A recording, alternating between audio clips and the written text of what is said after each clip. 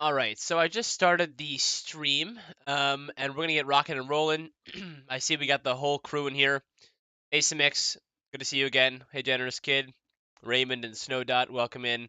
Um, so today we're gonna be talking about account storage, which is last time we covered resources. I'd say that's probably the most important. This is probably the second most important, and account storage is also probably the most complex thing that we're gonna cover. So if you get confused today, don't worry. Everyone sort of struggles with it at first. But it's something where you just kind of have to play around with it a lot on your own and discover things for yourself. But I'm gonna do my best to give you a good intro today. So last time we learned about resources and interfaces as well. We're going to be playing around with interfaces a lot today. But so far, all I have is a contract that has a resource profile that has an ID and a name. The name gets passed in when we actually create the resource, and the ID is coming from the UUID. Now, remember, every resource on Flow has what's called the UUID, so we can just set that as the ID. And we also have this function create profile that simply just allows us to create a profile resource and return it back to the caller, which will most likely be inside the transaction. So usually what we were doing in the past workshops is we were doing this thing where we would have like a profiles dictionary where we were mapping a UN64 to an actual profile, and every time a user went to create a profile, they were calling into the contract, and then we were storing the profile in here. Well, today we're going to talk about how to let users actually store things on their own. So instead of storing things in the contract, we're going to have users, basically signers of these transactions, store profiles inside of their account, and that's sort of the idea of account storage. So let's do that actually. So let's deploy this contract, and it's pretty simple. Let's go to the transaction, and we're going to call this transaction create profile. So we're going to go inside the prepare statement. Now remember, the execute phase is what we want to do when we want to execute some sort of action, but the prepare phase is where we have the auth account, and the auth account in Cadence is like the master key almost. It's basically the type you need to access everything inside of a user's account.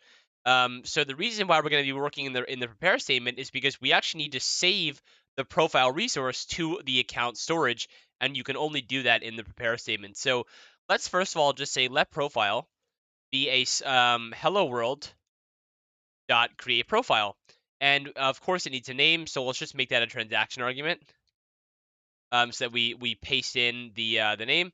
And of course we're getting the loss of resource error because we're not doing anything with this resource right now. Remember, we can't just leave a resource dangling, but we want to store this to the account storage.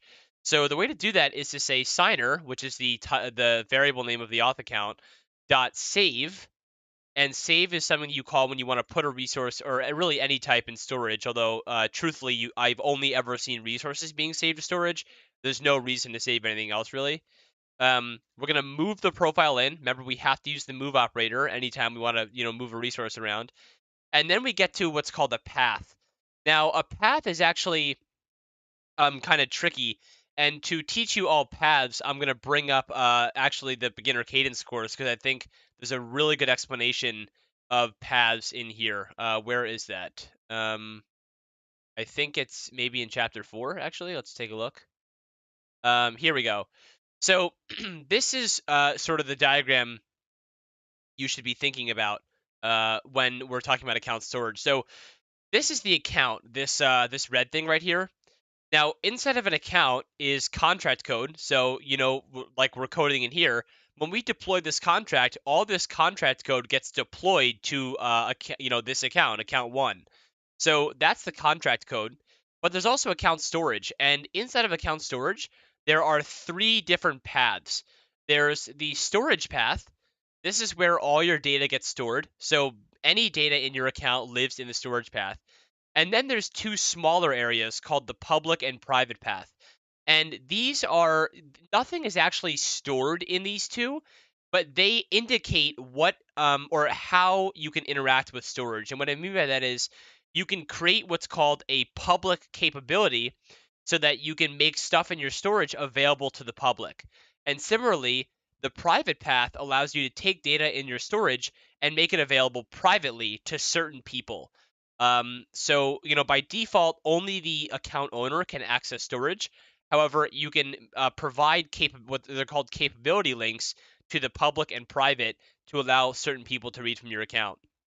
Um, so that is how that's done. Okay. So we're just going to work with storage for now. So ignore public and private, but just focus on storage. So what we're going to do is we're going to save this to /storage. And for save, by the way, you have to provide a storage path anyway, because again, storage is where you store stuff. So /storage /profile, let's say. And you can name this whatever you want. You can name this test profile, whatever path you really want. But I'm just going to call it profile. So after that's done, we're going to log done, just like that. And let's try it out. So we're going to pass in a name. We're going to call this Jacob. And we're going to sign this by account 1. So let's send it. So we get done here, right? So now inside of account 1 lives this profile resource at this storage path. So anyone have any guesses? And go ahead and type in chat here. What are your guesses? What's going to happen if I run this transaction again?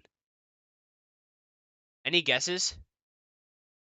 And remember what we talked about with resources last time.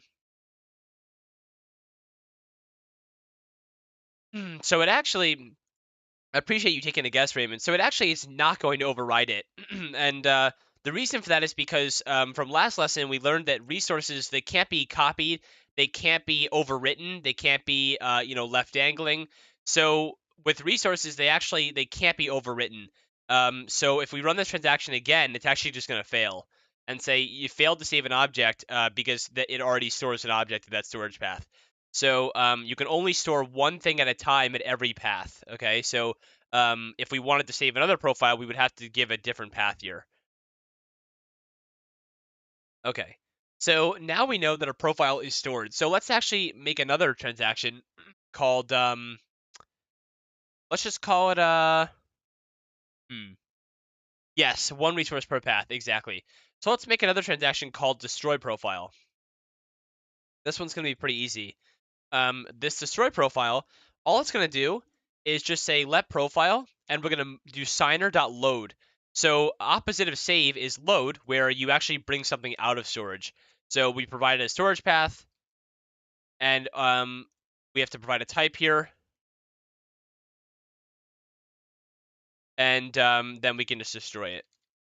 But before we destroy it, let's go ahead and just log profile.name, and here we go. So let's we don't need a name argument anymore. So let's go ahead and run this transaction from account. Let's actually try it from account 3. So if we try it from account 3, we're going to get, unexpectedly found nil while forcing an optional value. And that's because right here, when we loaded it out of storage, it actually is an optional type, and I force unwrapped it with a exclamation mark. So you'll see that nothing, it panicked because account 3 doesn't even have a profile. And just for the record, one way to make things a lot more easy to read is instead of using the force unwrap operator, which is this exclamation mark, you can actually use what's called the panic statement. So you do a double question mark and then panic, and you can put a panic message and say, sorry, this account does not have a profile. And so now instead of printing this annoying error message that doesn't really help you, you can send it again and you'll see it actually says, sorry, this account does not have a profile. So I always recommend actually, if instead of using force unwrap operators, always just use a panic statement, unless you know for sure that it's never going to panic. So that's one thing to keep in mind. It's just like a best practice in Cadence almost. Okay, but if we go ahead and log and go from account 1, you'll what will happen is it'll bring out the resource, it'll log Jacob, and then say done. And if we try it again, it's going to say, sorry, it doesn't have a profile anymore because we already destroyed it, right? So it's already gone. Sweet. So, everyone all right so far? I'm going to pause for a couple seconds.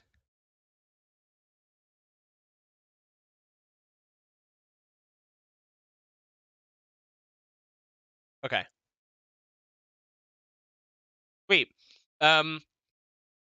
Great. So then the next question becomes how do we actually read profile information inside of a script? Because the truth is that although we, brought the profile out of storage and we went to log it, actually, you know what? Okay, before I get into that segment, actually ignore what I just said. Let's just do one more thing, and we're going to borrow profile, just that we have all the tricks here. We're going to do one more thing. So first of all, let's go ahead and save another resource to storage. So let's save it. Let's create a profile. And now instead of bringing it out and destroying it, we're just going to borrow it. So um, remember we talked about last time how it's really annoying if you want to read information about a resource to have to bring it out of its storage. I guess in that case it was like a dictionary, but to bring it out of the dictionary, read its information, and then put it back. What was the solution to that problem? Does anyone remember from yesterday's workshop? What was this? What did we use to not have to move the resource around? Yeah, a reference, exactly. So that's what we're going to use for today. So we're going to, instead of having to load it out, right, we loaded it out and then logged it. Technically, we could have put it back here, but we're just going to look at an example of borrowing. So you can say let profile reference equals signer dot borrow, dot borrow from slash storage slash profile, and we can give it a type, and the type should be a reference to a hello world profile. So unlike in this case where we actually were loading out the resource, that's why we use this @ symbol. This time we're going to be borrowing a resource, a reference. So that's why we use the ampersand symbol. I think that's called. And then we can panic here if the reference doesn't exist and say, sorry, the user does not store file here. Okay. Then we don't even have to do anything, and then we can just log, profile reference .name. So now we can actually sign this as much as we want and just infinitely get the data, right? And it's going to be perfectly fine. However, this is really bad practice. In the real world, when you want to read information about stuff, you should be using scripts. You should never be using transactions. And that's because in the real world, number one, logs don't even work. So you can't really log data when you're on test center mainnet. And number two, transactions don't return any data. So it's actually kind of impossible to read data from a transaction. Actually, not kind of. It is impossible to read data from a transaction. So we have to use scripts. So the question then becomes, well, how can we read information about a profile inside of a script? I'll tell you one thing: we definitely can't use this. Because does anyone know why we can't use this inside of a script? Want to take a guess? Exactly, we have no access to the auth account. And remember, the auth account is only ever generated inside of a transaction. So we actually have to do something kind of interesting, and that is to make a public capability. So the way to do that is I'm just going to do it, and then I'm going to explain it afterwards because I think it's helpful to see it. So when we go to create, first of all, let's actually just destroy the profile so that we know we're working from a blank slate. Okay. So when we go to create the profile, what we're going to do is we're going to create it, right? We've already done that. We're going to save it to storage, and then we're going to go down here, and we're going to do signer.link. Now, link is what you do when you want to make a capability. So we're going to link the resource that currently lives inside storage, and we're going to link it to the public path. So the target is where it currently lives, which is /storage/profile. And the new capability path is either a public path or a private path. So in this case, we want the public to be able to read our profile inside of the script. So we're going to put /public/profile. And again, these don't have to match at all. This could be profile public. You can name it literally whatever you want. I'm just going to name it profile because it's simple. And then we have to provide the type we're trying to link. So in this case, we're linking a reference to a hello world.profile. All right. So what we basically just did is we said, all right, we're going to create a profile, we're going to save it to storage, and then we're going to make that profile reference available to the public. And then I'll show you how to get that in a second. So let's provide a name, let's say Raymond, and let's sign it with account 1. All right, done. Now let's go inside of a script, and instead of having to borrow it like we did with storage paths, because we can't do that in a script, instead, what we can do is get the user's public account and get a capability. So that's where things get a little tricky. So one thing we can do is say let account, and this is going to be a public account type, equals get account user. So what get account does is it's a function that's built into Cadence that lets you pass in an address, and it gives you the public account of that address. So just note the differences between the auth account, which gives you access to the entire account, and public account, which gives you access to more public data that you're allowed to get. And one of the things we're allowed to get is actually a capability. So let's say let profile reference equals account, which is a public account, dot get capability, and you have to pass in the capability path. So the capability path is a slash public slash profile. That's what we linked. And then we're going to say, now we can borrow on the capability and say we want to borrow a hello world profile. Oops.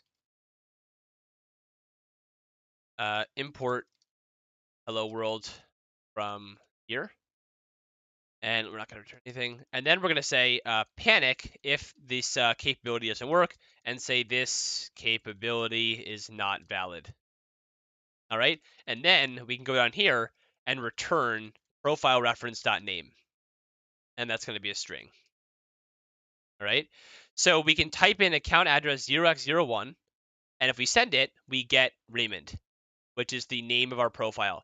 So I know this is a bit confusing, but the main difference here is that instead of borrowing the profile, where we had the auth account so we could simply just borrow from storage, because we don't have the auth account instead of a script, we actually have to get the public account and then get the capability, which is basically a link to the public path, and then borrow on that one. All right. Yeah, so again, this is what's called a capability. You can think of it almost like an arrow from, I think I actually have a diagram that shows that. Yes. Oh, wait. Where is it? Yeah, right here. So this is what capabilities look like. They're almost arrows to storage. So this arrow that's called a capability is what's being created when we link right here.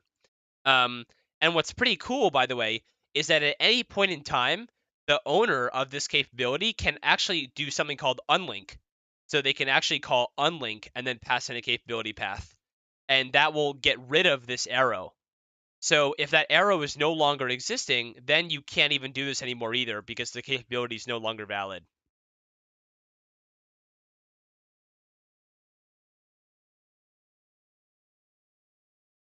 All right.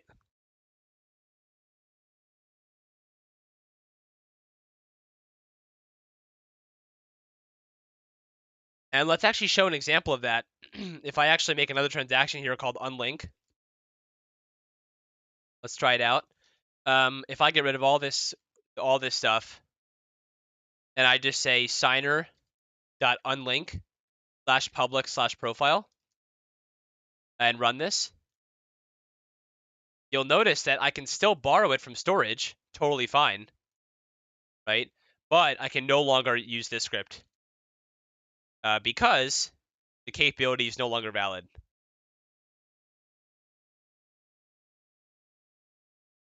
And if I wanted to fix that, I could, of course, just link it again, but you get the point.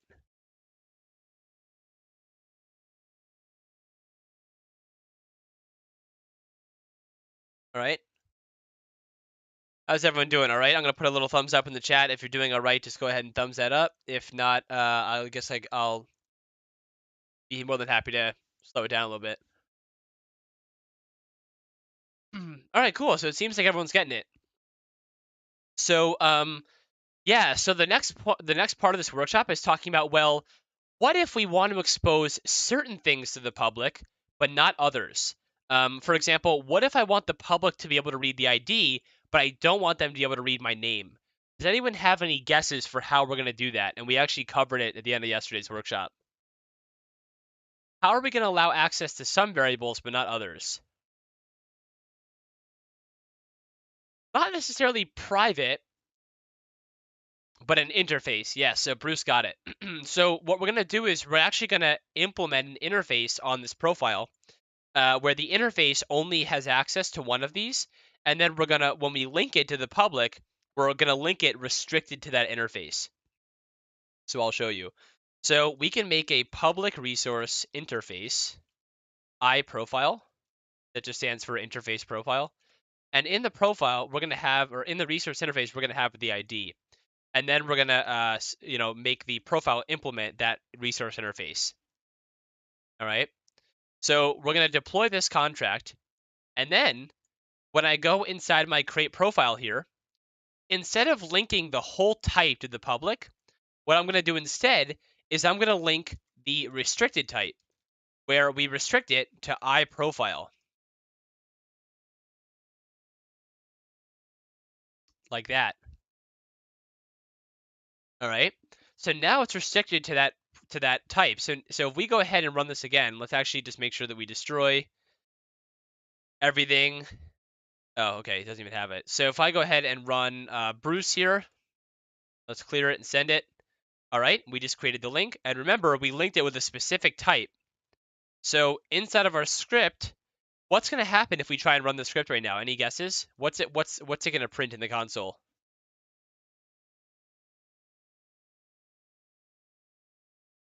If we try and run the script right now.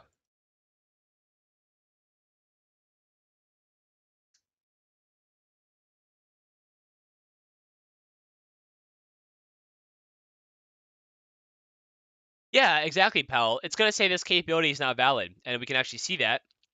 The reason it's not valid is because this is not the right type anymore. The person who linked this did not allow the public to get a whole reference to the profile. You're only allowed to get a reference to the restricted one. So now that we have the restricted type, you'll see this actually fails now. And it says member of restricted type is not accessible. And that's because name is not present on the restricted type, right? It's not in here. So we can no longer access the name. However, we can certainly access the ID. And you'll see this actually works. So if we type in 0x01 and run the script, it actually returns the ID. But we can't access the name because that's not in the interface. Um, so that's pretty cool. However, again, disclaimer, don't make the mistake of thinking that just because this isn't available to the public, that people can't actually read that info. They definitely can. And this is where sometimes people get confused, actually. But even though, these restrictions that we put on our profiles are only present and valid within within the context of Cadence code. But that certainly does not mean that users can't still read the name. In fact, let me show you something. If we go ahead and return this reference and this return profile ref, you'll see that in the console, it still gives us the name. So you'll see it fully gives us the name here, Bruce, right? Even though we're returning a restricted reference, it's still giving us the name. So don't make the mistake of thinking that just because you are returning or, allowing the user only access to the restricted type, they can't read the name. They definitely can. It's just that within the context of Cadence, they can't. So make sure to keep that in mind.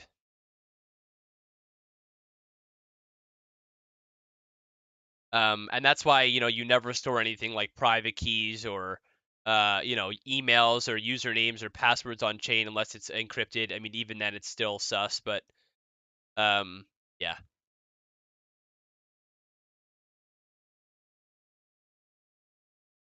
So the use case is the use case of this sort of thing is not for hiding information. In fact, you can't really hide any information on chain because it's all public anyway. You could just go and mine, certain blocks and discover data. It's for taking actions and restricting actions on certain things. So, for example, instead of our profile, if we have a function called change name,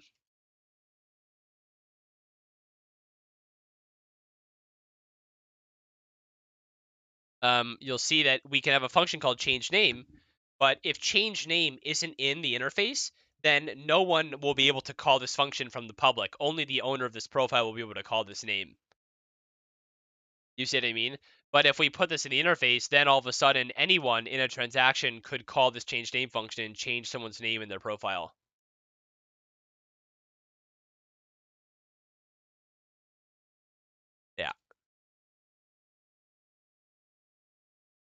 All right, so that is the main portion of today's lesson. Let me go and see if I want to cover anything else here. Capabilities, creating an NFT contract.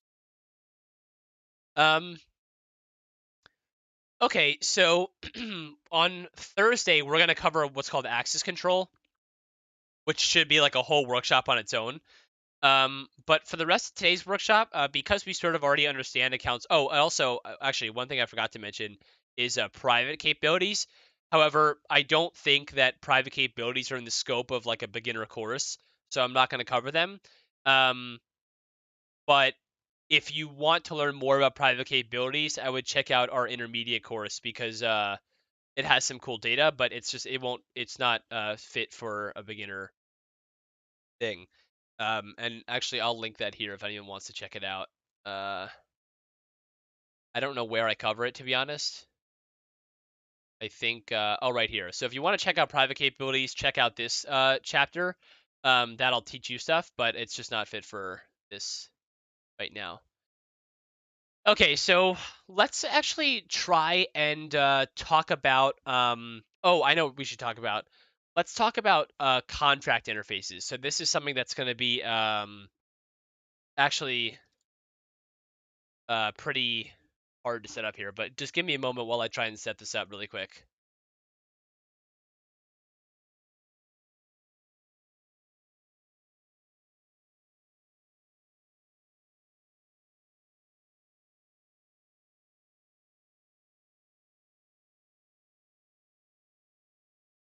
Okay, I think this is good. Get rid of some comments here. It's just comments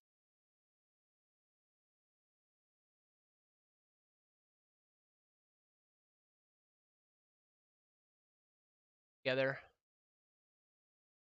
Um,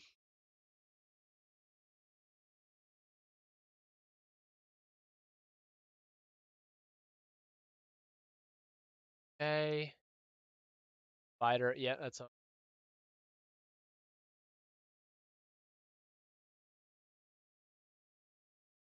Oh, yeah, this is good. So, cool. So this is what's called a contract interface. Now we're gonna start diving into NFTs a little bit, so that we're sort of changing gears here. But, um, yeah. So you'll notice that if we look at this contract, it says public contract hello world, right? This is an actual contract where we're implementing types, we're initializing variables here, all this fun stuff. However, a contract interface adds the little interface type to the declaration. And what an interface basically is, it's almost like a standard. In fact, this is the official non-fungible token standard on Flow that we're going to be learning. And what it does is it defines variables that contracts that implement this contract must have. So, for example, it must have a total supply. It must have these three events. It also must have this resource specifically called NFT. It also must have a resource called collection that has owned NFTs, dictionary that has a withdraw function, a deposit function, get IDs function, and this function. And then it also must have a function called create empty collection. The only stuff that it doesn't need to contain is resource interfaces. So when you see any type of interface inside of a contract interface, you don't have to re-implement the interface in the implementing contract. These are allowed to stay here. They're just used in the context of this contract. So let's I hate talking when I'm reviewing code because I feel like it's just much easier to jump into an example. So let's deploy this contract and then go into our hello world contract and actually implement non-fungible token. So just like with resource and struct interfaces, where you do this syntax like colon and then iProfile. It's the same for contracts. So you do colon and then the contract interface that you're trying to implement. And you'll see right away we get a ton of errors. Contract hello world does not conform to contract interface non-fungible token, and that's because we're missing a crap ton of data. So what we're going to do together during this workshop is slowly configure this hello world contract to be an official non-fungible token contract on Flow. So yeah, I mean we're already 3 days in, and we're gonna make a whole NFT contract together. So let's do it. So the first thing we need is a total supply. So let's go ahead and copy that. Boom. Now, now that we're inside the Hello World contract, we can't just leave total supply here, right? In the contract interface, it's totally fine to just leave total supply. We don't have to initialize it or anything because, again, it's an interface. But now that it's in our contract, we definitely have to initialize this to something when the contract gets deployed. So we can say self.total supply, let's say it equals 0 initially. So there's no supply. We also have to bring in all the events. So we have to bring these in and copy and paste them. And we need to emit these somewhere. So we can, first of all, we can handle this one. This one's pretty easy. Contract initialized. I haven't taught you this yet, but essentially events are something where they communicate to the outside world what's going on in a contract. So if some sort of, I guess for lack of a better term, event happens in the contract, you can emit an event to tell people that are listening to these events outside the contract in other types of code that something is going on. So the way to do that, to define it, is to write public event, the name of the event, and then some parameters you want to pass through. But in this case, contract initialize has no parameters. So the only goal of this is to emit contract initialized when the contract gets deployed, and that's the only real use case. So again, this event will get emitted to the rest of the chain, and if people want to query for this event outside the chain, they can see that this happened. Um, Most of the time, events are useful for passing through data. Like contract initialize is pretty useless, but these are pretty helpful where we can basically when an NFT is withdrawn or deposited from a collection that we're going to implement soon, we can pass through this data and tell the rest of the world that a NFT with a certain ID was deposited to a certain address. So yeah, we'll have to, we finished this one, but we have to come back to these two. All right. So let's also just get rid of all this profile stuff because this isn't going to be helpful for NFTs. All right. Exactly, Snowdot. So using FCL, you can go ahead and query these events. Yeah. Okay, so what else do we need? So this is a resource interface. So remember what I said. You don't need to copy interfaces inside interfaces, so we don't need this one. We do need this one though. Public resource NFT. So let's go ahead and copy this and bring this in. All right. So this says we have a resource NFT that implements INFT. And it has an ID inside of it. So of course we have to initialize the ID, but the contract interface doesn't tell us what we have to initialize it to. So we're just going to make it the UUID. Now, what do you think we should do about this one, INFT? It says, it's giving us an error here actually. It says, resource hello world.nft is missing a declaration to the required conformance to the interface non-fungible token.inft. So what should we change this to? This right here. What should we change this to? Based on what this error is saying, it's actually giving us the answer.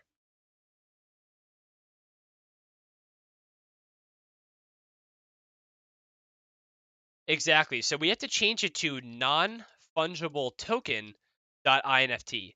And the reason for that, just like in plain English, is that the contract interface is telling us, hey, you have to have a resource NFT that implements INFT, and INFT is defined here. So you're not allowed to make your own INFT and define that. You have to specifically implement this one. So that's what we're doing. We're specifically implementing non-fungible token.inft. Okay. So we've handled the resource now. Let's keep going. We don't need this interface because it's an interface. We don't need interface, don't need it. But here we go. We need this. And this is going to be the bulk of all of our stuff. So let's go down here, copy in the collection. And what the collection is going to do, there's so many errors, geez. But this is there's a little bit of context needed for why we need a collection. So remember when we were talking about storage, and I believe it was Raymond actually asked in the chat, hey, can we only store one resource per path? And the answer was yes, right? So imagine in the NFT world where you need to store all your NFTs, right? And your NFTs are different resources. So one solution, which is horrible, is to store your NFTs at different storage paths, like NFT1, NFT2, NFT3. But that's really inefficient and also just like straight terrible because that makes discoverability like near impossible. The better solution is to have one storage path called like collection, and then store all your NFTs inside that resource.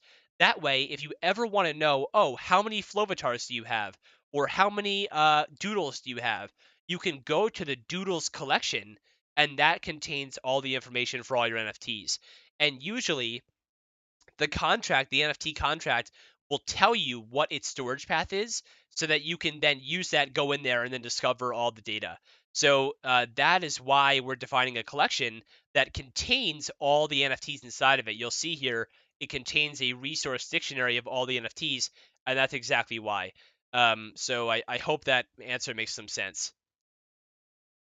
Um, Okay, so step one is provider, receiver, and collection public. Obviously, like we did for INFT, this is actually supposed to be non-fungible token.provider, non-fungible token.receiver, and non-fungible token.collection public. And that will get rid of those errors. We need to initialize owned NFTs, right? Because it's a variable. So we definitely need to initialize that. We need to move in a empty dictionary because it's a resource. And one other thing that we haven't talked about is when resources are contained in another resource. So this is where things get interesting. You'll see we have a resource dictionary inside of a resource.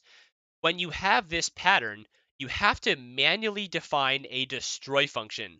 And what a destroy function does is it tells Cadence what to do when the parent resource is destroyed. So, for example, if someone were to destroy the collection resource, Cadence doesn't know what to do with the resources inside of it. So we'll tell it, okay, if destroy is ever called, which is when the collection resource is destroyed, then also just destroy self.owned NFTs. And that will get rid of the error that we were having right here. I believe, by the way, the error is give us an error. Yeah, it says field. You can see field owned NFTs of type collection is not moved or destroyed. So it's just telling us, yeah, you need to have a destroy present. All right. And then we need to implement all these. So let's do that. For withdraw, we need to say, okay, we need to withdraw an NFT. So in order to withdraw an NFT, you can just say let NFT be self.owned NFTs dot remove, and the key is the withdraw ID, and then simply just return NFT, and that's simple enough. I don't know what this error is. Oh yeah. If we go to remove it and it's not present, we can just panic and say this withdraw ID is invalid. All right. We can also implement the deposit function. The deposit function will just say self.owned NFTs at token.id, and we force move in the token. Pretty simple, right? We covered how to move resources into dictionaries in the last workshop. Get IDs. This one's also extremely simple. We just return self.ownedNFTs.keys. So this will give us an array of all the keys in the collection. And the next one is borrow NFT. Now, one thing that we also haven't covered is pre and post conditions.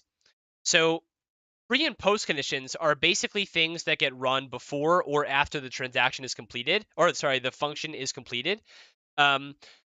So in this case, this is called a precondition, and a precondition gets run before any other code. So if we have other code here, this will get run first. So what it's going to do is it's basically like an assert statement. It makes sure that something is true, or else it'll abort the transaction. So this says, okay, before the functions even run, aka precondition, make sure that self.owned NFTs at ID, right? So self.owned NFTs at the ID we're trying to borrow to get the reference for does not equal nil. So again, that means like basically if we're trying to borrow an ID of an NFT that doesn't exist in the collection, then we're just going to abort the transaction and say NFT does not exist in the collection. However, what's pretty cool actually is when you're implementing this stuff in the actual contract here, we don't even need this. In fact, it'll still get run even though it's not here because it's present in the interface. So because it's present here, this will get run even if it's not defined here. So we still have that check. So we don't have to duplicate it. Okay, so in order to borrow the NFT, let's just say return a reference to self.owned NFTs at the ID as a reference to an NFT. And it's expecting a non-optional type. So we have to wrap this whole thing. Oops. We have to wrap this whole thing in parentheses and then unwrap it. That's it. And what else do we need? I'm trying to, oh yeah. So, nice. Okay. So the last thing we need to do here, oh, well, we need to obviously copy this function in. So we need to copy this function in too. This has a post condition. A post condition is opposite of a precondition. So a post condition just runs an assert statement after the function's over. Now it's a little confusing because you would think that like preconditions go at the top, like this, and then you have code here, and then post conditions go at the bottom. But actually, post and preconditions both go at the top. So if you have a post condition like this one, then you have your function code in here, but this will still get run afterwards, even though it's at the top. So we get rid of that. And this post condition is just saying that the result, which is just the value of the return, so result.getIDs, which is this function right here, dot length equals 0. So it's making sure that this create empty collection function is actually returning a collection that is empty. But again, we don't need this post condition inside our actual contract because it will still get run anyway. And we can return create collection. This will allow anyone to create a collection. All right.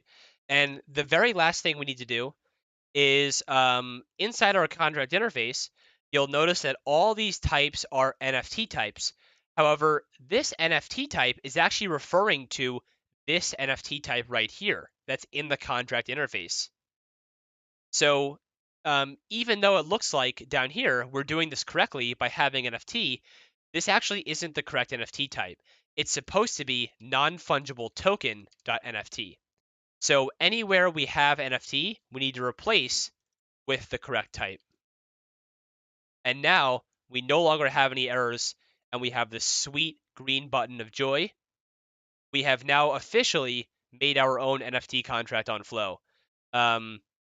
Although I guess we also forgot to emit withdrawn deposit, so let's do that too. We can emit, when we go to deposit, let's emit deposit. The ID is token.id. Oops, token.id. And I believe the second argument is from. Wait, what? Oh no, to self.owner.address. Now, self.owner.address, this is the address of the owner of self. So self in this case is referring to the collection resource. So whoever owns this collection resource in their account storage will be this address, which is awesome. I love this feature in Cadence. All right, and same for withdraw. We can say emit withdraw, where the ID is the withdraw ID, and from is self. Oops. From self.owner.address. Boom, and now we've done all of them.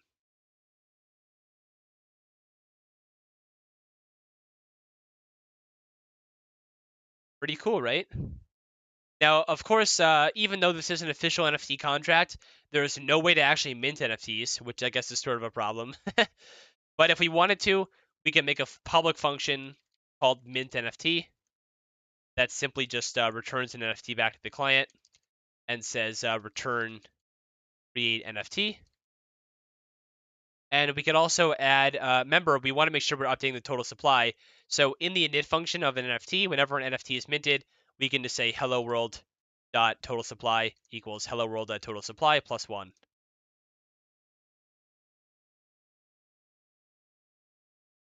So Ricky says, what is the event? Pub event. So pub event is it's basically just defining an event in Cadence. An event in it's not like a unique concept for Flow or Cadence really. This is a concept across any blockchain.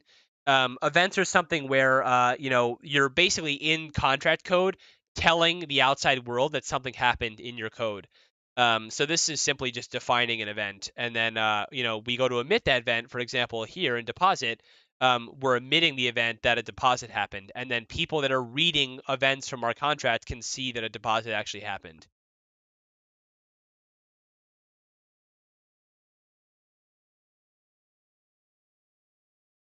So I know I went insanely fast there. Does anyone have any questions about any of this?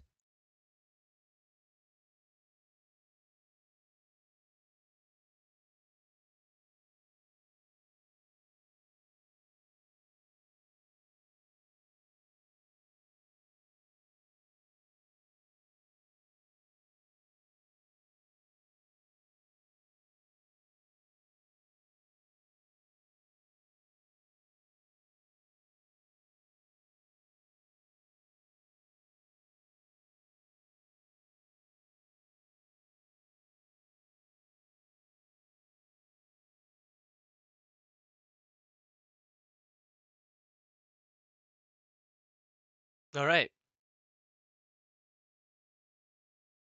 Think everyone's all right.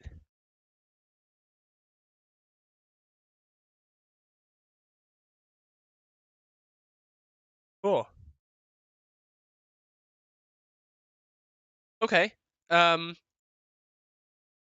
so yeah, we have 10 minutes left, so I'll just go through this a little bit. So I'm gonna go through this super fast again. And then I'll share the playground link with all of you, but I'm gonna go through this super fast because we only have 9 minutes and I have to jump after that. Um, so let's try it. So in our let's rename this transaction to create collection. So what we're gonna do is say let collection equals hello world dot create empty oh, I guess I didn't deploy this yet. Uh-oh. Playground's being buggy.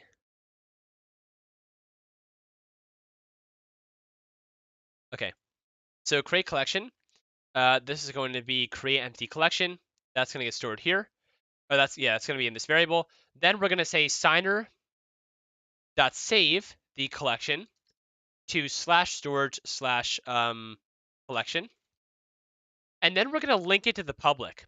But this is where things get a little tricky. So first of all, the target is obviously slash storage slash collection, and we're going to link it to slash public slash collection, because why not? But this is where the types get weird. So we obviously know that it's going to be a hello world.collection, but how do we restrict it? So in order to restrict it, let's look at what resource interfaces the collection implements. It implements provider, receiver, and collection public. And these are all coming from non-fungible token. So if we go to non-fungible token, let's look at what each of these interfaces actually do. The provider allows you to withdraw, the receiver allows you to deposit, and collection public allows you to deposit, get IDs, and borrow a reference to an NFT. So just from looking at these, we clearly don't want to link provider, because if we link provider, anyone will be able to withdraw. But these two look totally fine to me because they're just public functions. So in collection, we can link non-fungible token dot collection public and non-fungible token dot receiver. All right, and we have to import non-fungible token from account 2, and we no longer need a name here, and we can just log done. So boom, we just saved something to our storage. Awesome. So now let's go ahead and try mint an NFT to our collection. So let's just call this one mint. Or we just get rid of this one. We can call this one mint NFT. This one's gonna be pretty simple. We're just going to borrow a signer, a hello world.collection from slash storage slash collection. All right, and if this panics, we're gonna say sorry, the user does not store a collection here. And then we're going to make an NFT by saying hello world dot mint NFT, and then say actually this should be collection ref, and then we'll say collection ref dot deposit, and we're going to move in the NFT. All right. So if we run this one, we get done, and now an NFT should exist in our collection. So it should exist inside of this dictionary right here. So let's go to a script and run a script called read NFT IDs. And we're going to try and get the public capability to the collection and then log the IDs. So we have the user here. We're going to try and log an array of UN64s of all the NFT IDs in the collection. So first we get the public account, then we get the capability to/public/collection, and then we're going to borrow hello world.collection restricted to, remember, because it's obviously restricted to something. And let's actually take a look at between collection public or receiver, which one of these allows us to get the IDs. Let's take a look. So receiver allows us to deposit, so that doesn't look like it's going to help. But collection public allows us to get IDs, and that's exactly what we want here. So in here, we're going to say non-fungible token dot collection public, and of course we also need to import it right here. And then we're going to say this should be collection ref. We're going to say return collection ref dot get IDs. And if we type in account 0x01, we should get 39. And if we go ahead and mint a couple more NFTs, let's mint another one, mint another one, mint another one, right? Now we go back to our account and we should see a ton of them now. 41, 39, 40, 42. There's 4 NFTs in our account now. Do you need the account address in order to view that account's public files? Yes, you do. Because you need to be able to get their public account.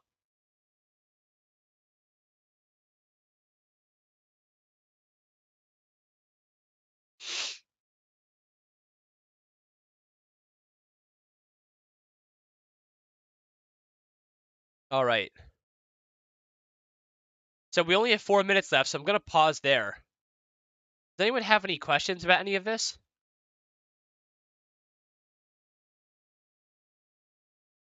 So Snowdot, usually office hours would be after the workshop, but I actually have to cancel them today because I have a conflict. I have to jump actually in a couple minutes here. But what I would do is I would post your question in the developer forum in this Discord. So right in here, I would just make a post, and I'll get back to you and answer you there.